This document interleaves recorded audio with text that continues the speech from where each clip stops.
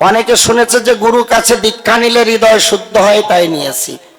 1 মাস পরে জিজ্ঞাসা করবেন গুরুদেব কে দিয়েছে, বলতে পারে না। কয় দীক্ষা নেওয়ার দরকার। সেই দিন একজনকে জিজ্ঞাসা করেছি যে ভাই, তুমি যে তিলক সেবা করো, এটা তোমার কি তিলক, তোমার পরিবার কি? বলতে তো পারলো না। পরে বললাম, আচ্ছা তোমার গুরুদেবের নাম কি গো? কয় গুরুদেবের নাম ঢাকার জেলা। গুরুদেবের নাম ঢাকার জেলা। আমি বললাম ওই ঢাকাই থাকো, হালকা জায়গা যায় না। গুরুদেবের নামই ভুলে গেছে। কয় গুরুদেবের নাম হলো ঢাকার জেলা। এই তো আমাদের অবস্থা। আমি অন্ধ আর আমার কাকা কানা। অন্ধ আর কানা একই তো না। আচ্ছা, এখানে কীর্তনে আসছেন, হঠাৎ পথে কোনো অন্ধ ব্যক্তি আসছে। প্রত্যেক কথায় কিন্তু ভজন দর্শন। অন্ধ ব্যক্তি পথ দেখে না বলে আর এক পথিককে বললো, ভাই ডাক্তার বাড়ি কীর্তনে যাব, আমাকে একটু হাত ধরে নিয়ে যাবে? যিনি বলছে তিনি অন্ধ, যাকে বলছে সেও অন্ধ। এক অন্ধ যদি আর এক অন্ধের হাত ধরে গন্তব্যে যাওয়া যাবে তো? তেমনি অন্ধ বলতে যদি বলেন, আমার গুরুদেবের নয়ন দুটি কি সুন্দর ভঞ্জন নয়ন, আহা, ও নয়ন নয়। ভজনটা বাল্য শিক্ষা থেকে ছোটবেলায় আমরা পড়েছি, এখন আর ওই বইটা পাওয়া যায় না। আদর্শ লিপি লেখা ছিল সীতানাথ বসাকে। 1 চন্দ্র 2 পক্ষ 3 নেত্র 4 বেদ 5 বাণ 6 ঋতু 7 সমুদ্র 8 বসু 9 নবগ্রহ 10 দিক 3 নেত্র। নেত্র মানে নয়ন। এটাকে বলা হয় চর্মচক্ষু। এই নয়নে আমার গৌরদেব দেখা যায় না। গুরু কৃপাশ্রিত হয়ে গুরু নির্দেশিত পথে নিত্য ভজনে করতে করতে যদি আজ আমার সেই দিব্য নয়ন উন্মোচিত হয়ে যায়, ভজনে নয়নে এই রূপ দেখা যায়।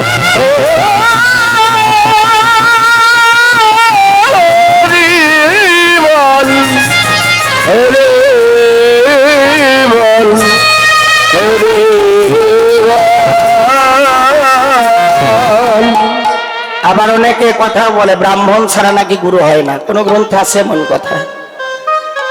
জন্মসূত্রে কেউ ব্রাহ্মণ হয়ে জন্মায়?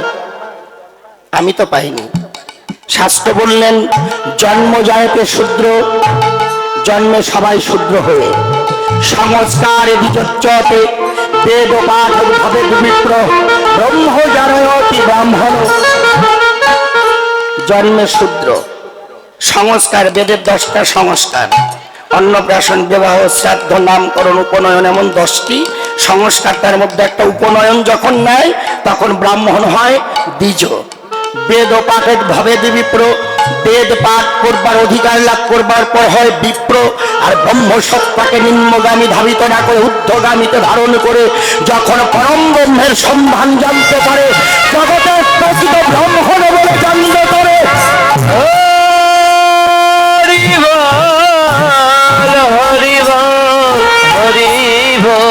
আচ্ছা, তোমার আমার মতো মানুষ, গুরু মানুষ, তাহলে তো ভগবানও মানুষ। যুগে যুগে তো মানব রূপে ভগবান এসেছেন। এই জন্য শাস্ত্র বললেন, গুরুকে মনুষ্য রূপে কভু না ভাবিবে, যেখানে হয় গুরু নিন্দা সেখানে না যাবে। গুরুকে মনুষ্য রূপে ভাবে যেই জন, নিশ্চয়ই জানিবে তার নরকে গমন। গুরুকে জীবের নিস্তার লাগি নন্দ সুত হরি, ভুবনে প্রকাশ হন গুরুরূপ ধরি। গুরু কৃষ্ণ অভেদাত্মা জানিয়া যেই জন, ভজিলে পায় সর্বদে প্রচন্ড নন্দন।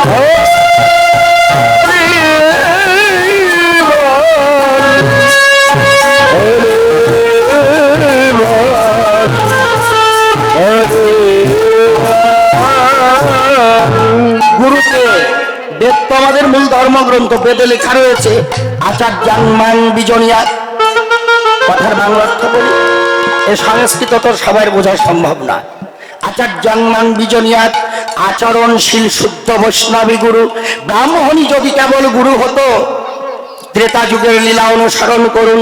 ভগবান রামচন্দ্র, তার গুরুদেব একজন বেশ্যার পুত্র, সে বশিষ্ঠ মুনি। সে বেশ্যার পুত্র হয়ে উৎকৃষ্ট ব্রাহ্মণ ভগবান রামচন্দ্রের গুরু হলো কি করে? তিনি ব্রহ্মকে জানতে পেরে জন্মসূত্রে ব্রাহ্মণ নয়, কিবা শূদ্র কিবা ন্যাসী, শূদ্র কেন নয়, যেজন কৃষ্ণ তত্ত্ববেত্তা সেই গুরু হয়। শূদ্র নয় যদি কৃষ্ণ ভজে, বিপ্র নয় সে যদি কৃষ্ণ ত্যাগে। গুরু হলো আশ্রয়, ভগবান বিষয়। আচ্ছা কাকিমা, আপনার একটা মেয়ে আছে, মেয়েটা বিয়ে দেবেন ধরুন, এটাও ভজনের সিদ্ধান্ত। আচ্ছা, ওই ছেলের বাবার সঙ্গে কি আপনি সরাসরি কথা বলে বিয়ে দেওয়া এটা হয় নাকি? মাঝে একজন ব্যক্তি দরকার আছে না, তাকে কি বলেন? ঘটক না? ঘটক যিনি ঘটায়। তাহলে জগতে ছেলে মেয়ের বিয়েতে যে ঘটায় তার নাম ঘটক। রাধার গোবিন্দের যিনি মিলন ঘটায় সে ঘটক হলো যোগমায়া। আর ভক্ত আর ভগবানের যিনি মিলন ঘটায় তিনি হলো যার যার পরম দয়াল শ্রী গুরু মহারাজ।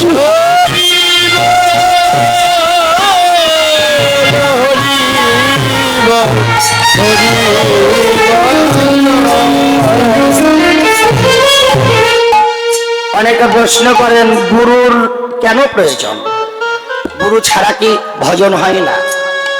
প্রমাণ স্বামী বিবেকানন্দজি, যার প্রাথমিক নাম ছিল নরেন দত্ত, আরো আগের নাম ছিল নরা, পরে হলো স্বামী বিবেকানন্দ। একদিন স্বামী বিবেকানন্দ আর গুরুদেব রামকৃষ্ণ পরমহংসদেব গঙ্গার তটে বসে আছেন নিরজনে। হঠাৎ নরেনের মনে প্রশ্ন জাগলো, এই জন্য গুরুর কাছে মধু আছে কিন্তু নিতে হবে আদায় করে। প্রশ্ন করলেন, আমরা তো অনেকে গুরুদেবের বাড়ি যাই, যে কয়েকদিন আগে বাররা ঘাটে শিক্ষাগুরু সুনীল গোস্বামী আমার মা বাবারও গুরুদেব, আসলে বললাম কম না, লজ্জা হলো না। এই আমাদের ফরিদপুর সালতানগর কান্দা আমাদের অত্র এলাকা থেকে যতজন ভক্ত কানে গেছে তারা অবশ্যই আসরটা পূর্ণ হয়। অথচ আমি সন্ধ্যার আসরে গিয়ে দেখি বড় একটা ঘর আছে, ঘর বিছিয়ে দেয়, বিছানা করে দেয়, সবাই খালি খায় আর ঘুমায়। আমি বললাম তাহলে এখানে এসে লাভ কি? একটা দিন যদি, ও বুঝেছি, সারা বছর কাজ করেন তো একদিন গুরুধামে বিশ্রাম করতে আসেন, এরকম আসা না আসাও ভালো। এর চাইতে তো বেশি কিছু বলা যায় না। কিন্তু যারা প্রকৃতই গুরুধামে যায় তারা দেখবেন ভক্তের সেবা দিচ্ছে, ভক্তের উচ্ছিষ্ট প্রসাদ গ্রহণ করছে, বৈষ্ণবের চরণ ধুলি মাখছে। কিন্তু ওই গুরুধামে একটা বিষয় আমি দেখি, আজ 30 বছর ধরে বাংলার বিভিন্ন প্রান্তে কীর্তন করি, অনেক গুরুদেবের বাড়ি কীর্তন করবার ভাগ্য হয়েছে। সব জায়গায় দেখি গুরুদেবকে গিয়ে প্রণামী দিয়ে শিষ্যরা গুরু সেবা করে। আবার অপরাধ নেবেন না, কিন্তু একটা সত্য কথা বলি, আমি সকল গুরুকে বলছি না, কোন গুরুদেব এটাও লক্ষ্য করে দেখি যে 10,000 টাকার বান্ডিল হাতে দিয়ে প্রণাম করে, বৌমাকে ডেকে বলে, মা আমার বাবা আসছে, ঘরে নিয়ে ভোগের প্রসাদ দে। আর যে 10 টাকা দিতে না পারে তার হাতে একটা বাতাসাও পায় না। কিন্তু গুরু তো পিতা সম, মাতা পিতা যেমন, যেজন দরিদ্র অচল সেই সন্তানের প্রতি লক্ষ্যটা বেশি থাকে, গুরুর লক্ষ্য থাকা চাই সেই শিষ্যের প্রতি যেজন অজ্ঞ অক্ষম, দেবার কিছু নাই কিন্তু গুরুর চরণ ছাড়ে না। এমন গুরু দুর্লভ, বাররাঘাটে গিয়ে দেখে আসবেন, দাও হোক, দোহার থানা, ঢাকা জেলা। সেটা কি জানেন? রাত্রিতে যখন অধিবাস হয়, অধিবাসের আগে শিষ্যদের বলবার জন্যে যাতে কষ্ট না হয় নিচে খড় বিছিয়ে ওপরে বিছানা করে শিষ্যদেরকে বসতে দেয় সেখানে, আর গুরুদেব তার মাঝখানে গিয়ে ধুলার মাঝে বসে পড়ে। শুধু কি তাই, গুরুদেব নিজ হাতে প্রত্যেক শিষ্যকে তিলক চন্দনে সাজায়, প্রত্যেক শিষ্যের কণ্ঠে মালা পরিয়ে দেয়, ললাটে চূড়া পরিয়ে দেয়। আমি জিজ্ঞাসা করেছিলাম, দাদু এটা কেন করেন? বললেন, সারা বছর আমি যখন ওদের বাড়ি যাই ওরা আমার সেবা করে, কিন্তু বছরে আমি একটা দিন ওদের সেবা করার ভাগ্য পাই তো। ওরা আমার শিষ্য নয়। আমি ভাবনা করি অতিথি নারায়ণ এসেছে আমার গৃহে।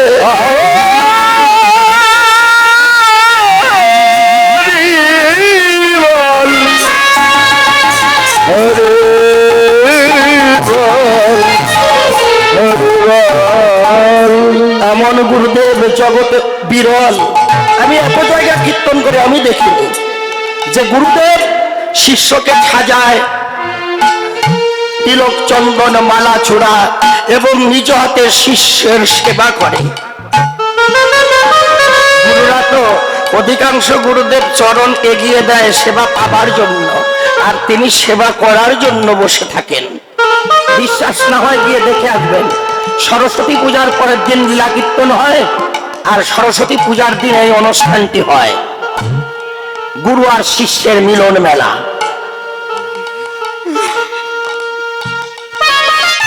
কোটি কোটি জন্মের সৌভাগ্য না থাকলে এমন গুরুর চরণ পাওয়া যায় না মা। যারা পেয়েছো তোমরা ধন্য। নরেন গুরুদেব রামকৃষ্ণ পরমহংসদেবকে বললেন, গুরুদেব গুরুর কেন প্রয়োজন?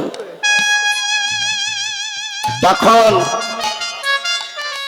রামকৃষ্ণ পরমহংসদেব নরেনকে বলছে, নরেন রে, গঙ্গার দিকে তাকিয়ে দেখ, একখানা স্টিমার যাচ্ছে। আচ্ছা নরেন, ওই স্টিমারটা এখান থেকে কালীঘাটে পৌঁছাতে কয় ঘন্টা লাগবে? বললেন গুরুদেব, আনুমানিক 1.5 থেকে 2 ঘন্টা।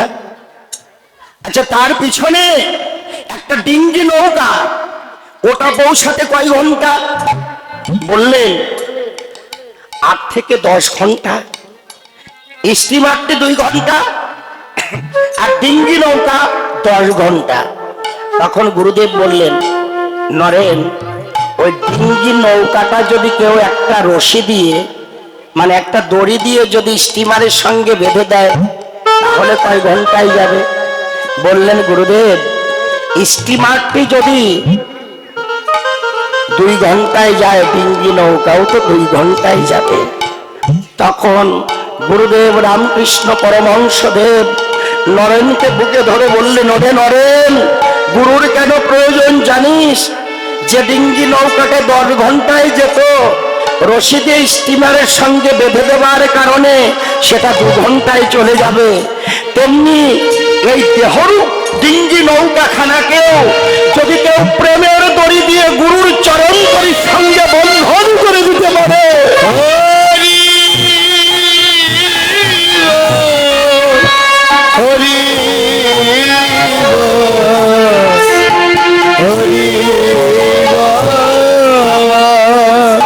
তাহলে অতি সহজে আমার রাধারানীর প্রেম বাজারের ঘাটে দেহ পরীক্ষাটা ভুলে যাবে।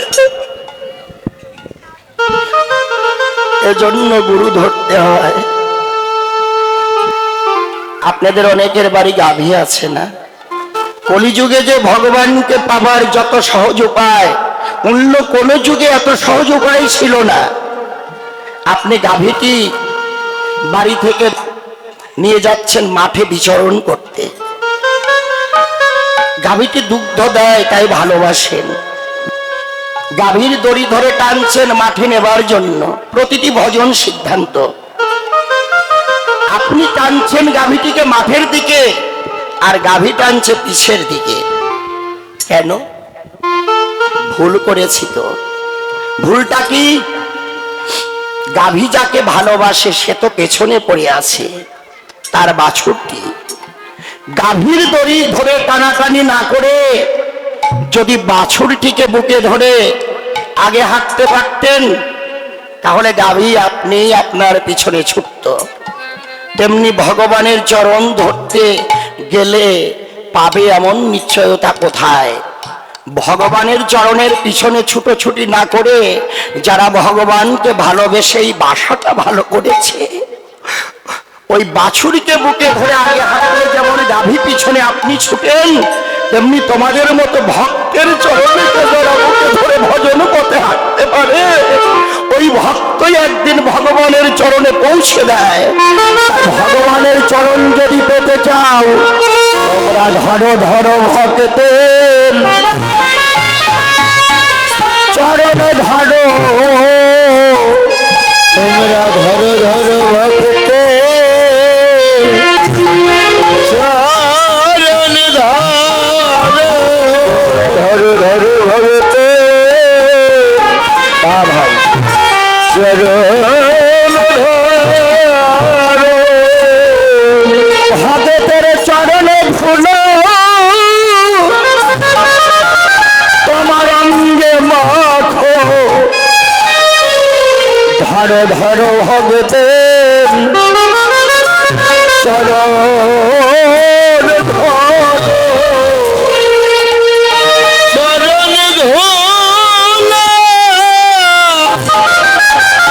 অঙ্গে মাখো, ধরো ধরো ভক্তের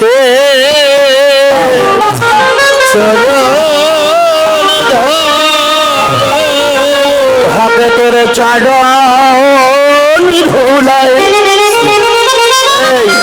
দিয়ে গড়িয়ে সবাই বদন ভরে বলো হরি হরি, চরণ ধুলায় দিয়ে চরণ ধুলায় দিয়ে হরি হরি, ধরো ধরো ভক্তের চরণ ধরো, ওই শালো বন্ধ ওই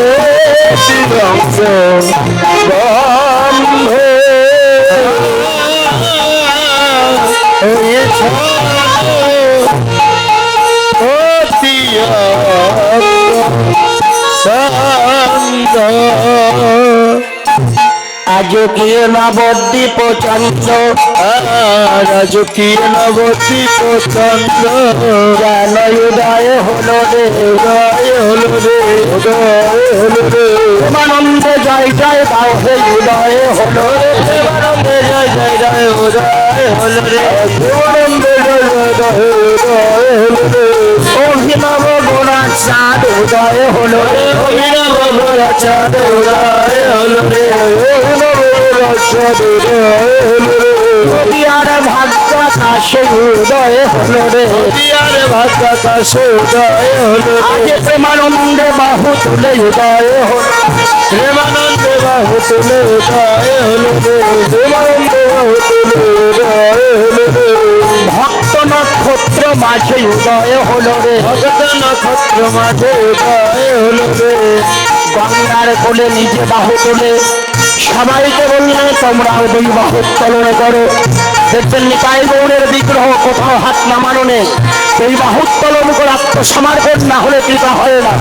দুই বাহু তুলে সবাই হরি বল হরি বল, হরি বল হরি বল, হরি বল হরি বল, প্রেমানন্দে বাহু তুলে হরি বল হরি বল, প্রেমানন্দে বাহু তুলে হরি বল হরি বল, প্রেমানন্দে বাহু তুলে অনুধ্বনি হরি হরি বল, প্রেমানন্দে বাহু তুলে হরি হরি হরি বল, প্রেমানন্দে বাহু তুলে হরি হরি হরি বল, প্রেমানন্দে বাহু তুলে আজকে নবদ্বীপ চন্দ্র, নবদ্বীপ চন্দ্র। দাদা, বাহু তুলে না ডাকলে যে কৃপা হয় না, তার দুটি প্রমাণ, একটা ভাগবতের থেকে, একটা মহাভারতের থেকে।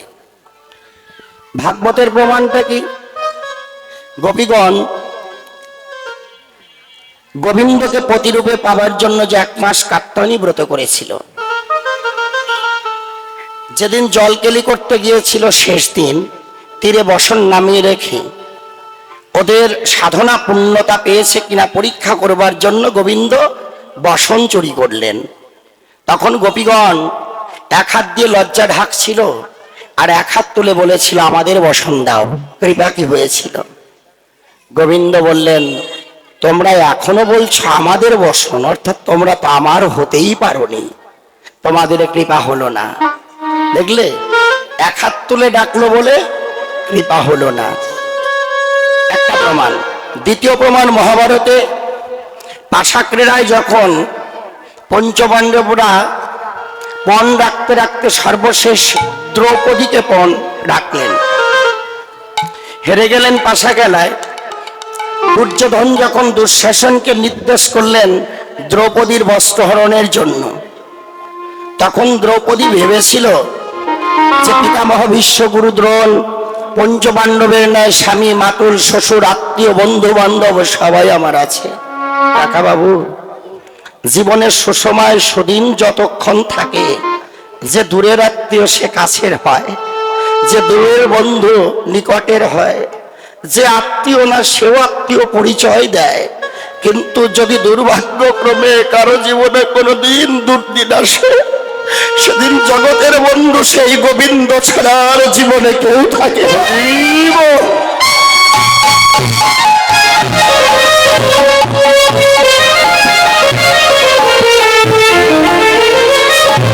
দ্রৌপদীও মনে করেছিল আমার সবাই আছে, আমাকে রক্ষা করবেন। দ্রৌপদী এক হাত দিয়ে লজ্জা নিবারণ করছিল,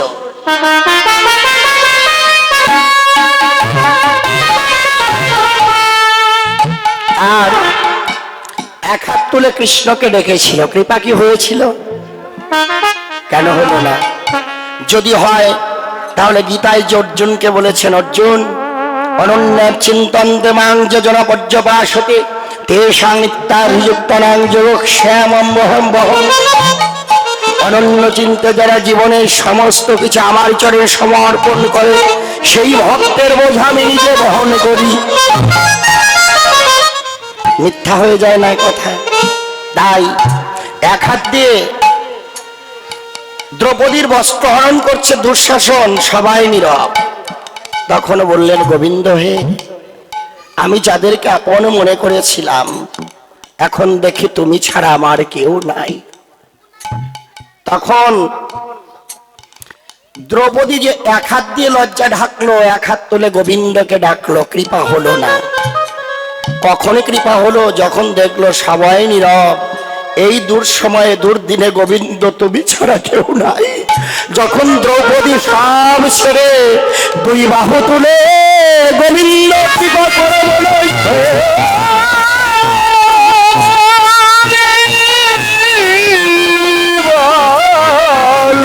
সুন্দর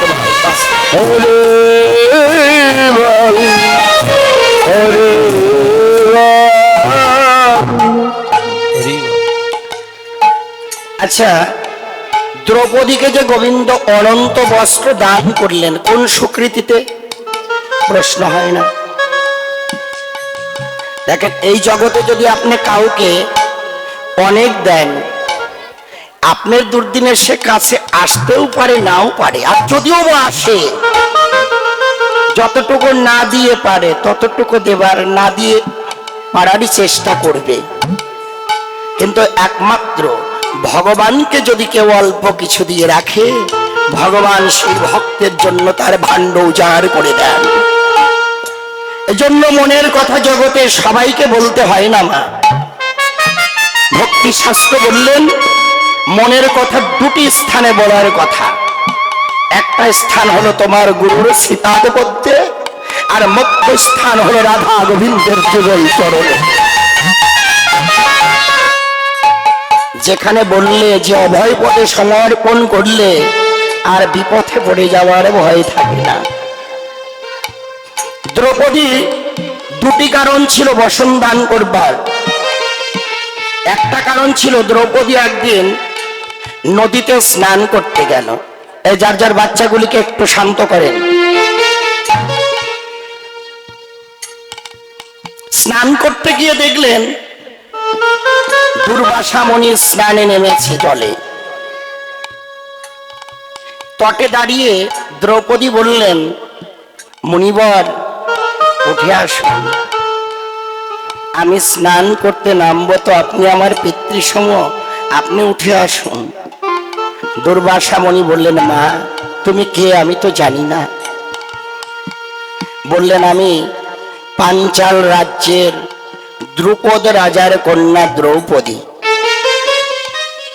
মুনি বললেন, মাগো খরস্রোতা নদীর জলে আমার পরিধেয় বসন ভাসিয়ে নিয়ে গেছে। আমি বস্ত্রহীন, লজ্জা নিবারণও করতে পারছি না, তীরে উঠতেও পারছি না। তখন দ্রৌপদী ঝোপের আড়ালে গিয়ে নিজের পরিধেয় বসনের অর্ধেক অংশ ছিঁড়ে নিজ লজ্জা ঢাকলেন, আর অর্ধেক অংশ দুর্বাসা মণিকে দিলেন লজ্জা নিবারণের জন্য। তীরে উঠে এসে সেদিন দুর্বাসা মণি দ্রৌপদীর মাথায় হাত দিয়ে বললেন, মা, আমি তোমাকে বর দিলাম, তোমার জীবনেও যদি কোনোদিন বস্ত্রের প্রয়োজন হয়, সেদিন স্বয়ং গোবিন্দ তোমাকে অনন্ত বস্ত্র দান করে রক্ষা করবে।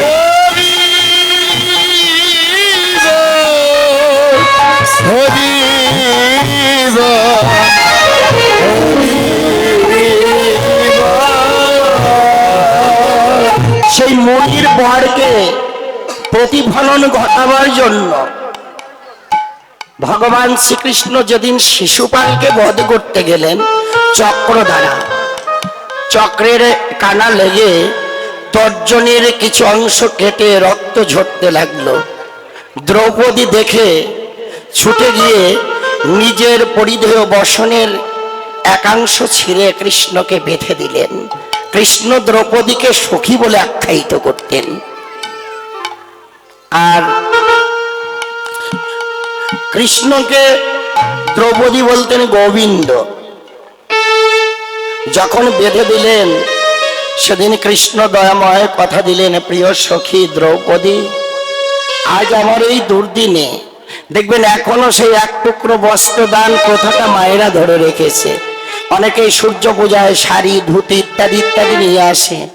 যার সামর্থ্য নাই সে দেখবেন ছোট্ট এক টুকরো লাল বস্ত্র গীতার মধ্যে ভরে দান করেন না। আচ্ছা, ওই এক টুকরো বস্ত্র তো কোনো কাজেরই যোগ্য নয়, তথাপিও কেন, ওই বস্ত্রটা বড় বিষয় নয়, দানের সঙ্গে যদি কেউ আত্মদান করে দিতে পারে গোবিন্দ চরণে, তখনই তার দান করা সার্থক।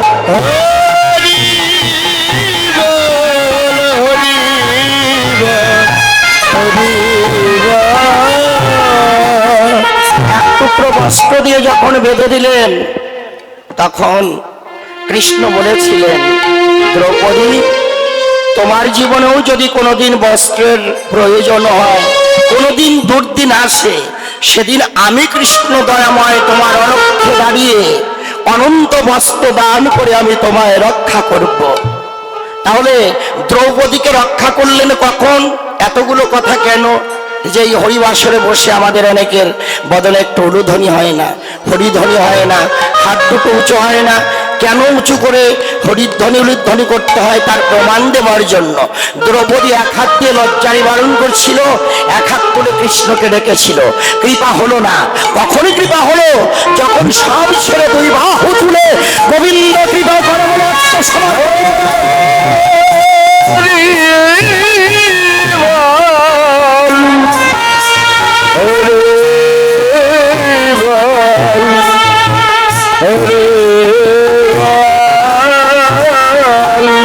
শ্রী রাধা কৃষ্ণ মিলিত তনু গৌর হরি গঙ্গার কোলে ভানু পূজার স্মরণায় কানু পূজা সূর্য পূজা লীলা মনে করে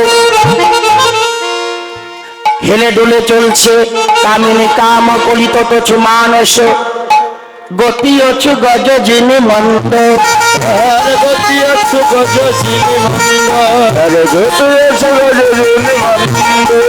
আজ হেলে তুলে যায় রে, হেলে তুলে যায় রে, হেলে তুলে যায় রে, বাহু তুলে হেলে তুলে, বাহু তুলে হেলে তুলে যায় রে, বাহু তুলে হেলে তুলে যায় রে, চলো গজগামিনী হেলে তুলে যায় রে, অভিসারিণী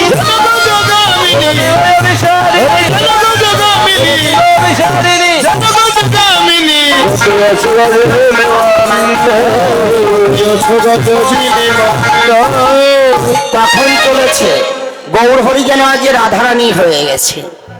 তখন চলেছে মা যদি নহে পুন বসনে আবৃত কোন, যদি নহে পুন বসনে আবৃত কোন, যদি নহে পুন বসনে আবৃত কোন, কহতহি পূজা বসুরা আর কহতহি পূজা বসুরা আর কহতহি পূজা বসুরা গোরার মনে যে পলর মনে যে পলর মনে যে পলর মধ্যাহ্ন লীলা গোরার মনে যে পলর মধ্যাহ্ন লীলা গোরার মনে যে পলর ভানু পূজায় কানু পূজা মনে যে পলর ভানু পূজায় কানু পূজা পূজা মনে হর ভানু পূজায় কানু পূজা পূজা মনে হর পূজায় কানু পূজা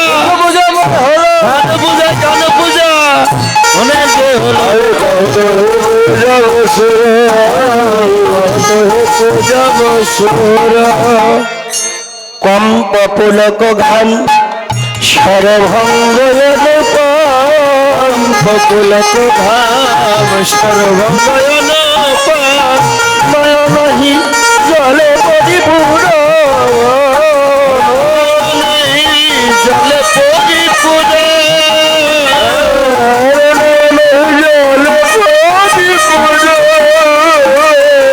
নয়নহি জলে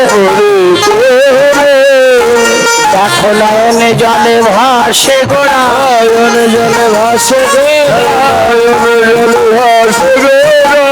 রাধা ভাবে হইয়া ভোরা নয়ন জলে ভাসে না হাসে গোড়া নয়ন জলে হইয়া ভোরা নয়ন জলে ভাসে গোড়া নয়ন জলে পরে পরে নয়ন জলে পরে পরা নয়ন জলে ভাসে সে হলো গৌর গঙ্গার কূলে। আমার দলে একটা গোরা আছে এই যে হারমোনিয়াম বাজায়, এখন দেখে ওই গৌর ভাসে আর এই গৌর হাসে। বাহ! তবে আমার পরম সৌভাগ্য, ওকে জানেন? আমার কীর্তন গুরুদেব, কীর্তনের যিনি গুরুজি গোপেশ মহন্ত, তার একমাত্র সন্তান, ও একজন কীর্তনিয়া।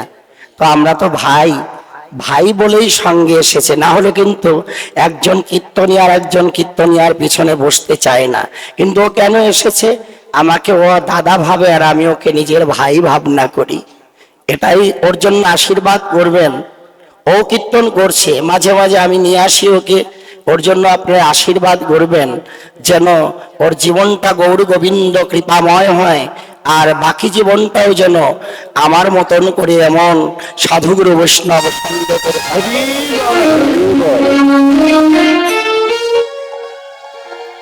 গৌরহরির নয়নে যে জল ঝরছে, এতক্ষণ তো দেখলাম অনেক ভক্ত নয়নে জল ঝরছিল। আচ্ছা, নয়ন কি কখনো কাঁদে? দাদা সামনেরটা হালকা একটু রেখো, এই একটা একটু রাখা যায় না?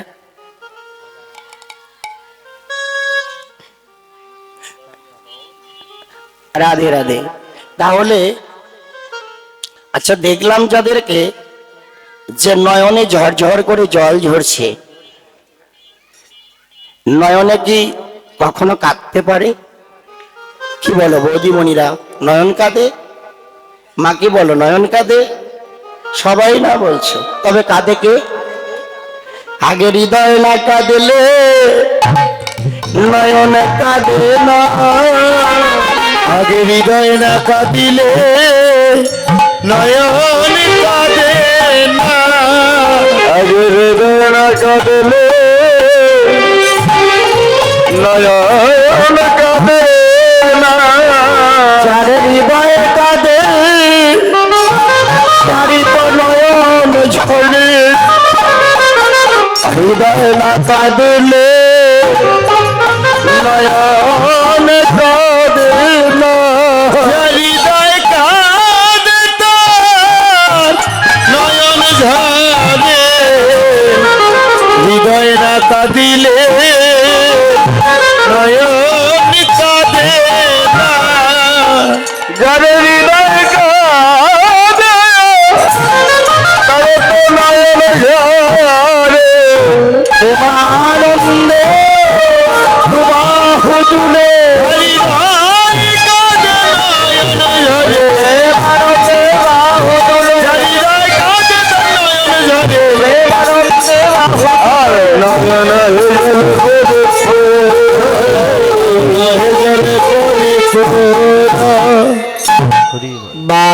জহি বসনে মুখ ঝাপই বাম নয়নে ঘন চায়। কেউ যদি কারো দিকে চায় বোঝা যায় কেন কি উদ্দেশ্যে চায়। গৌরহরিও আজকে রাধারানীর ভাবে বাম নয়নে দক্ষিণ দিকে ঘন ঘন চায়। কেন চায়?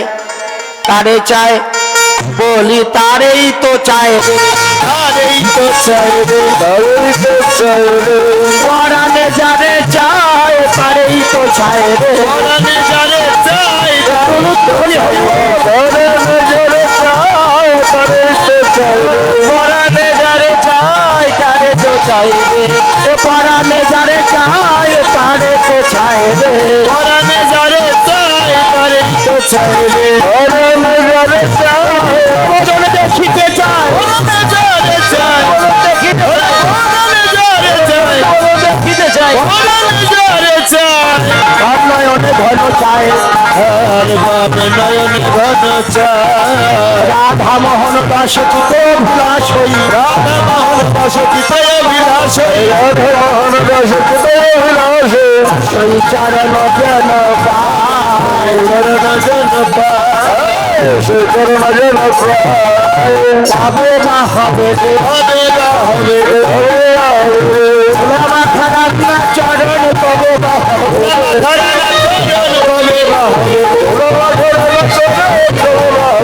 রাধা ভাবের গৌর চরণে পাবে বা হবে, গৌর চরণ হচ্ছে করে হবে, গৌর চরণ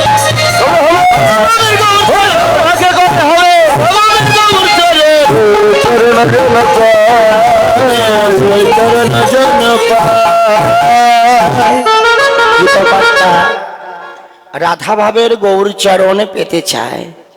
ও চরণ আমি পাবো এমন ভজন এমন সাধন তো আমার নাই। তবে আজকে যে গৌর ভক্তের চরণ পেয়েছি, স্বর্গীয় ডাক্তার বীরেন্দ্রনাথ অধিকারীর অষ্টমতম প্রয়াণ দিবস উপলক্ষে আজকে শ্রীমদ্ ভাগবত পাঠ অধিবাস কীর্তন অন্তে আজকে অষ্টম প্রহরব্যাপী রাধা গোবিন্দের অষ্টকাল্য নিত্যলীলা স্মরণ কীর্তন। তার জন্য আপনারা সকলে আশীর্বাদ করবেন। অনেকে কিন্তু আশীর্বাদ চান যে আমার বাবা যেন স্বর্গে যায়, আমার মা যেন স্বর্গে চায়। এটা বোকামি চাওয়া। মনে করেন যে স্বর্গে গেলেই একেবারে ধন্য হলাম। একটা দৃষ্টান্ত আগে বলি। আপনি এখান থেকে পাসপোর্ট করলেন, ভিসা লাগালেন, ভারতে গেলেন, 6 মাস বা 3 মাসের ভিসা পেলেন। ওই 3 মাস ভিসা যদি পান তার একদিন আগে আপনাকে কিন্তু আবার দেশে ফিরে আসতে হবে। মানুষ যে কেবল পুণ্য বলে স্বর্গে যায়, এটা আমাদের অনেকেরই ভ্রান্ত ধারণা। স্বর্গলোক, দেবলোক, চন্দ্রলোক, সূর্যলোক, বিষ্ণুলোক, শিবলোক, চন্দ্রলোক, যমলোকেও যেতে পারে। তবে যে লোকেই যাক, ভিসা ফুরিয়ে গেলে যেমন দেশে ফিরতে হয়, পুণ্য ফুরিয়ে গেলে আবার মর্তে আসতে হয়। এই জন্য কেউ প্রাণ রাখলে বলতে হয় দহয়াং সর্বগাত্রাণি দিব্যাং লোকানু সগচ্ছুত। দিব্য লোকটা কোথায়? গোলক ধাম। ওই যে ভিসা ফুরিয়ে গেলে যেমন দেশে আসতে হয়, স্বর্গে গেলেও পুণ্য ফুরিয়ে গেলে মর্তে আসতে হয়। দিব্যাং লোকাং, দিব্য লোক অর্থাৎ সেই গোলক ধামে যদি কেউ রাধা গোবিন্দ চরণে পৌঁছে যায়, ভক্ত ভগবানের অনন্তকালের জন্য মহামিলন হয়ে যায়। জগতার কোনোদিন তার আসা যাওয়া থাকে।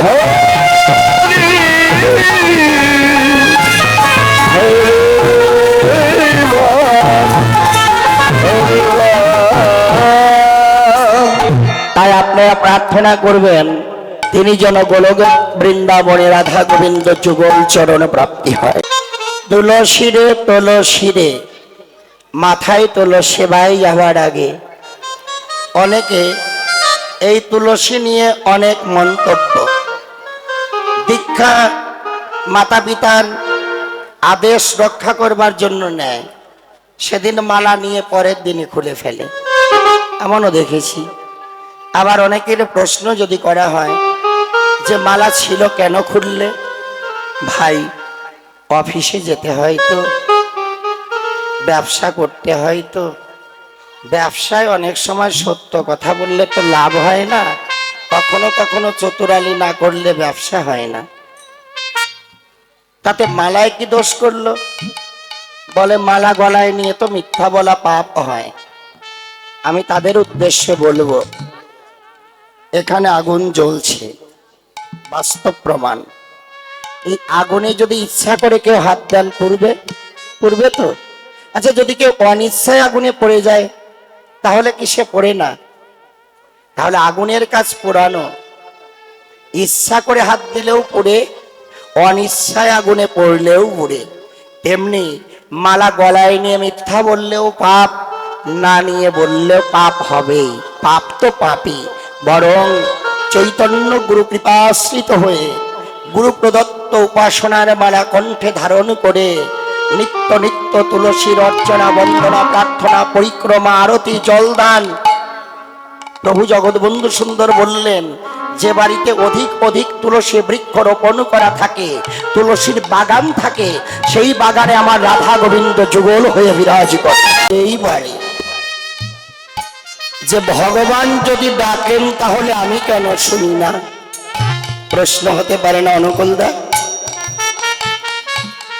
ডক্টর মহানামজি আমার পরম গুরুদেব, তিনি বললেন ভগবান ডাকে তুমি শোনো না, সেটা তোমার ব্যর্থতা, তোমার ভজনহীনতা, তোমার কর্মফল। ৮০ লক্ষ জনে ভ্রমণ করে ৪ লক্ষ বার দুর্লভ মানব জনম। এ মানব জনম পাবার জন্য সৃষ্টিকর্তা ব্রহ্মা, দেবাদিদেব মহাদেব, স্বর্গের রাজা ইন্দ্র, দশভুজা দেবী দুর্গা, সমস্ত দেবতারাই গোবিন্দ চরণে স্তব স্তুতি নতি প্রণতি ভরে বলে, দেবত্ব চাই না হরি, মানব কুলে জন্ম দিয়ে করো তোমার চরণ সেবার অধিকারী। সেই সেবার যোগ্য দেহ পেলাম, ভজনের যোগ্য জনম পেলাম, জগতে এসে কতজনকে ভালোবেসে সব হারিয়ে নিঃস্ব হলাম। প্রতিটি জীব আমরা যখন মায়ের গর্ভে ছিলাম, মায়েদের সপ্তম মাসের কালে 7 ভক্ষণ অনুষ্ঠান হয়। কেন? সপ্তম মাসের কালে ভগবান তোমাকে দর্শন দিয়েছিল মাতৃগর্ভে। যদি বলেন যে ভগবান যদি মাতৃগর্ভে এসে থাকেন, কেউ যদি আসে তাকে তো বসতে আসন দিতে হয়, তাহলে ভগবান এসে বসেছিলেন কোথায়? জগতে ভক্ত যারা, তারা কেউ সুখাসন, বৈষ্ণব যারা ব্যাসাসন, কেউ জোড়াসন করে বসেন। কিন্তু ভগবান যে আসনে উপবেশন করেন, সেই আসনটির নাম হলো পদ্মাসন। প্রমাণ দেখবেন, জগতে কোন শিশু যখন মাতৃগর্ভ থেকে ভূমিষ্ঠ হয়, কালো ফর্সা শ্যামলা যেই হোক, তার চরণতল থাকে প্রস্ফুটিত পদ্মবর্ণ। কেন? আমি যখন মায়ের গর্ভে আমরা ছিলাম, তখন এই মাথা ছিল নিচুতে, চরণ দুটো ছিল ঊর্ধ্বে ভাবে। ভগবান বসলেন কোথায়? আপনার চরণ কমলের উপরে পদ্মাসন করে ভগবান আসনে করে বসে আপনাকে দর্শন দিলেন।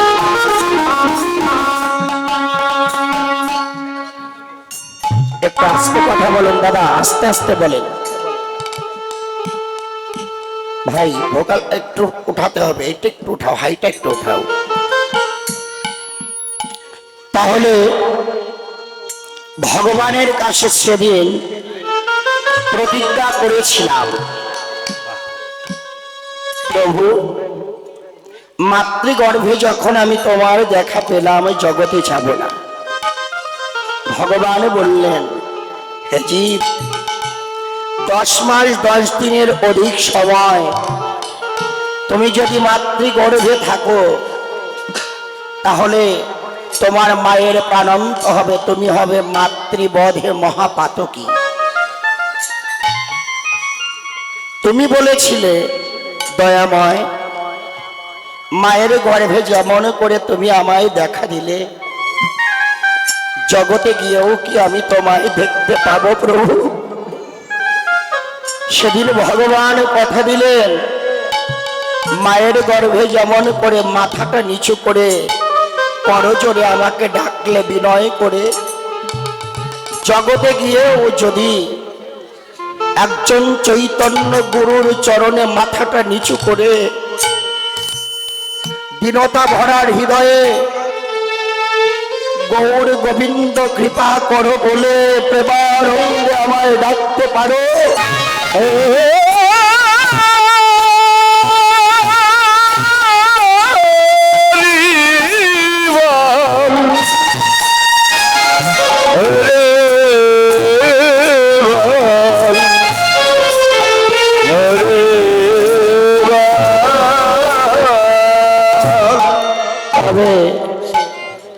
জগতে গিয়েও তুমি আবার দেখা পাবে। কিন্তু জগতে এলাম, সকালটা বোবা হয়ে গেছে, জগতে এলাম, এসে কতজনকে ভালোবাসলাম, কতজনকে আপন মনে করে তিল তিল করে জীবনের সর্বস্ব হারিয়ে নিঃস্ব হলাম। আচ্ছা মা, এই জগতে তুমি যাদেরকে ভালোবেসেছ, এখনো যাদের ভালোবেসে চলেছ, তারা কি কখনো তোমায় ভালোবেসেছিল বা এখনো ভালোবাসে? বলবেন বাসি, আমি বলবো না। এটা ভাগবত বললেন না, জগতে মাত্র 3 জন ব্যক্তি ভালোবাসে স্বার্থ ছাড়া। তার প্রথম জন হলো গর্ভধারিণী মা, আর 2 জন জন্মদাতা পিতা, আর ভজন পথের পথপ্রদর্শক পরম বান্ধব শ্রী গুরু মহারাজ। এই 3 জন ব্যক্তি ছাড়া জগতে ভালোবাসা কতক্ষণ, স্বার্থ থাকে যতক্ষণ। এই যে ফুল দেখছেন না, ফুলটা যখন কুড়ি থাকে তখন কি ভ্রমর আসে? ফুলটা যখন শুকিয়ে যায় তখন কি ভ্রমর আসে? আসে কখন? ফুলটার যখন পূর্ণ যৌবন কাল, প্রস্ফুটিত ফুলে যখন মধু জন্মে, ফুল কিন্তু ভ্রমরকে ডাকেন না। ও যেচে এসে ফুলের প্রতি প্রেমের অভিনয় করে। কেন? স্বার্থটা ওর বুকে যে মধু আছে, নিংড়ে নিংড়ে মধুখানি যখন তার চঞ্চু দ্বারা আহরণ করে নিয়ে যায়, তখন আর মধুহীন ফুলের প্রতি ভ্রমরের আর কোনো প্রেম থাকে না। আপনারা অনেকে খেতে বসেন ভক্ত সেবায়, বৃক্ষ হতে সুন্দর করে একটা লেবু ছিঁড়ে আনলো, জল দিয়ে ধুয়ে পত্তন করে আপনাকে 1 টুকরো দিল, কত আদর করে হাতে করে নিলেন। কিন্তু আদর আছে কতক্ষণ? যতক্ষণ ওতে রস আছে। নিংড়ে নিংড়ে রসখানি যখন নিয়ে নিলেন, তখন ওকে ছুঁড়ে ভাগাড়ে ফেলে দিলেন। জগতের প্রেম, জগতের প্রেম নয়, কামী প্রেমের অভিনয় করছে। যতদিন এই মানব দেহের পঞ্চ কর্মেন্দ্রিয়, পঞ্চ জ্ঞানেন্দ্রিয় সচল থাকে, স্ত্রী পুত্র কন্যা ভাই বন্ধু আত্মীয় স্বজন প্রতিবেশী সবাইকে যতদিন তুমি দিতে পারবে, ততদিন তুমি সবার কাছে একজন ভালো মানুষ।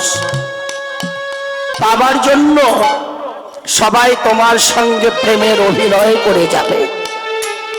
যেদিন এই দুর্লভ মনুষ্য দেহটা অচল হয়ে যায়, সেদিন দূরের জনের কথা দূরে ছাড়ো, নিজের পুত্র কন্যার কাছেও মাতা পিতা গলগ্রহ হয়, হয় করুণার পাত্র।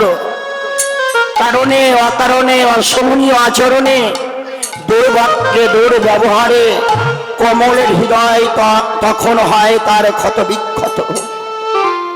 তখনই আসে ভগবানের চরণে শরণাগতি।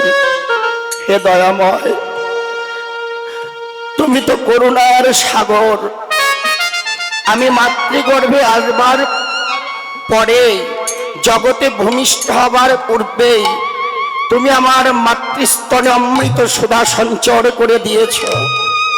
আমি কি খেয়ে জগতে জীবন ধারণ করব? সবই তুমি আমায় দিয়েছ, কিন্তু বিনিময়ে আমি তো তোমায় কোনোদিনই কিছু দেইনি। গীতায় অর্জুনকে বলেছেন, অর্জুন, জগতে যেজন দীন দরিদ্র কাঙাল, যার দেবার কিছু নাই, সেই ভক্ত যদি দিনান্তে এক গণ্ডূষ গঙ্গার জলে একটি তুলসী পাতা নয়ন জলে ভাসতে ভাসতে কৃষ্ণায় গোবিন্দায় নম বলে আমার চরণে নিবেদন করে, আমি সেই ভক্তের চরণের দাস হয়ে যাই। নারায়ণ সরকার শিশুকাল, বাল্যকাল, কৈশোর, যৌবন, দাম্পত্য, বার্ধক্যে এসে দাঁড়িয়েছেন। অনেক গান এ সম্বন্ধে আপনি লিখেছেন, সত্যই তো। নিতাই চাঁদ পারের তরিখানি ঘাটে ভিড়িয়ে বসে আছে, কখন যেন ডাকে, ডাকলেই তোমাকে চলে যেতে হবে। ওই ভবপারাবারের ঘাটের তরি হলো তোমার গুরুর চরণ তরি, আর সেই তরি বেয়ে নেবেন আমার নিতাই চাঁদ পার করে দেবে।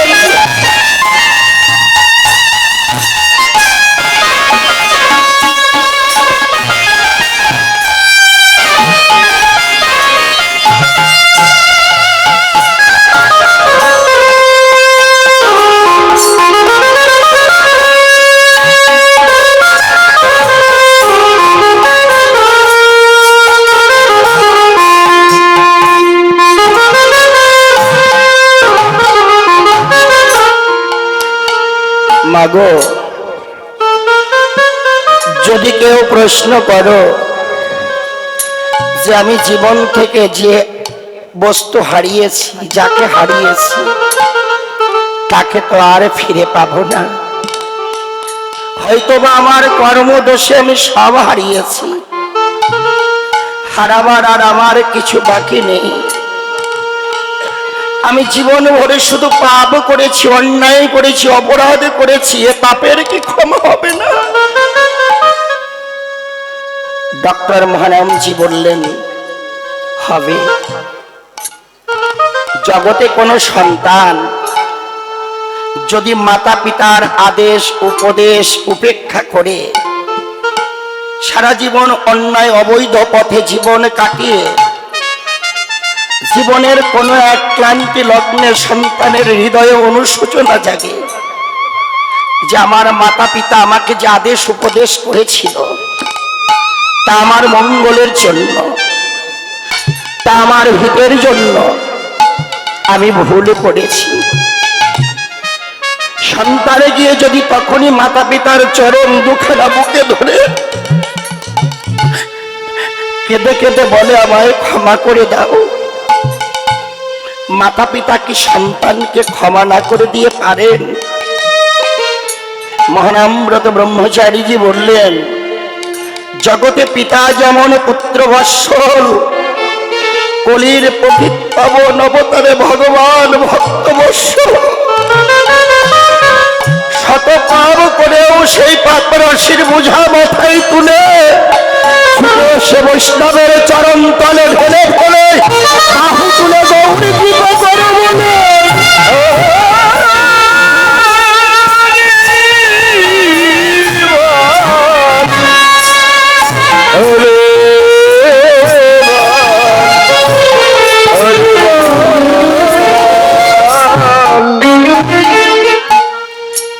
থেকে শাস্ত্র বললেন, যা হারাবার হারিয়ে গেছে, যা চলে যাবার চলে গেছে, শত কাঁদলেও তাকে আর ফিরে পাবে না।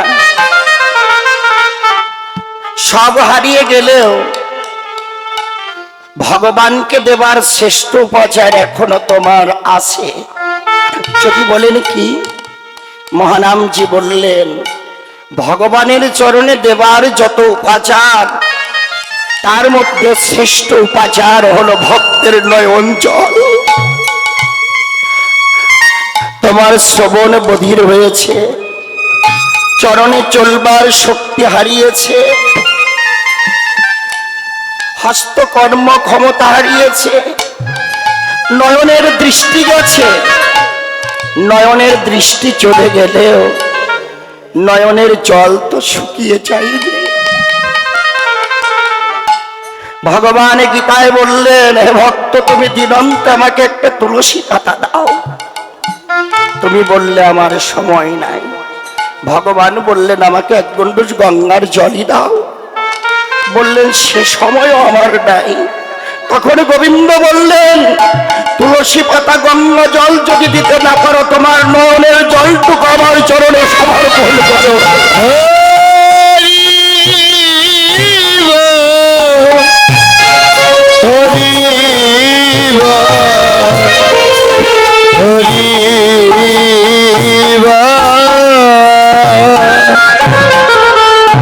সব হারিয়ে গেছে, যাক এখনো তুমি দিতে পারো।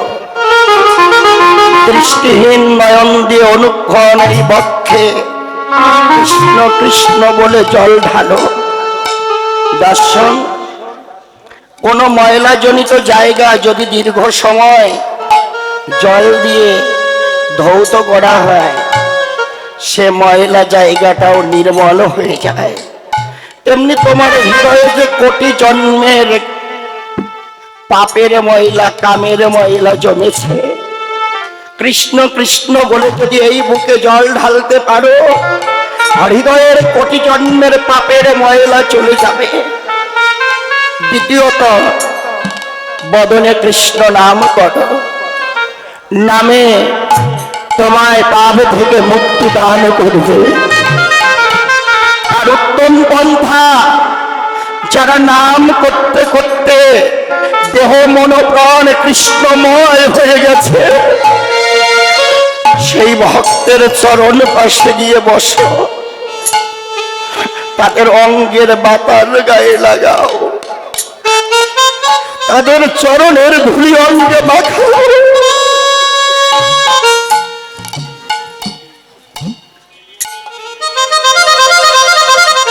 ভাবনা করো, জগতে সবাই উত্তম বৈষ্ণব, কেবল অপরাধী আমি। এমন অনুশোচনা ভরা হৃদয়ে নিকটের ভক্তজনকে বক্ষে ধরে তোমরা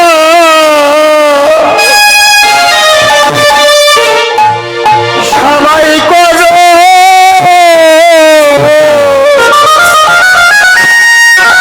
এই ভক্তের সঙ্গ।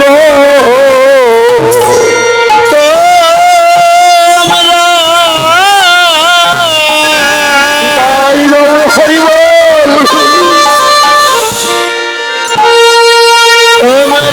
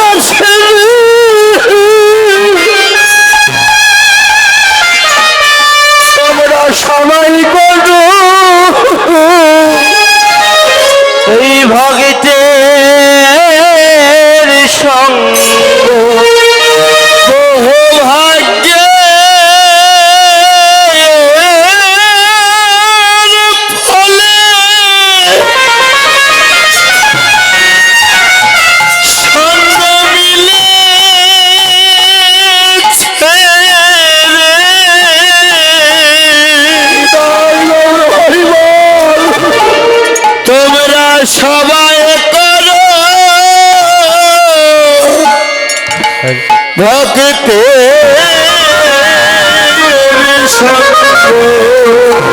কারো ভাগ্যের কথা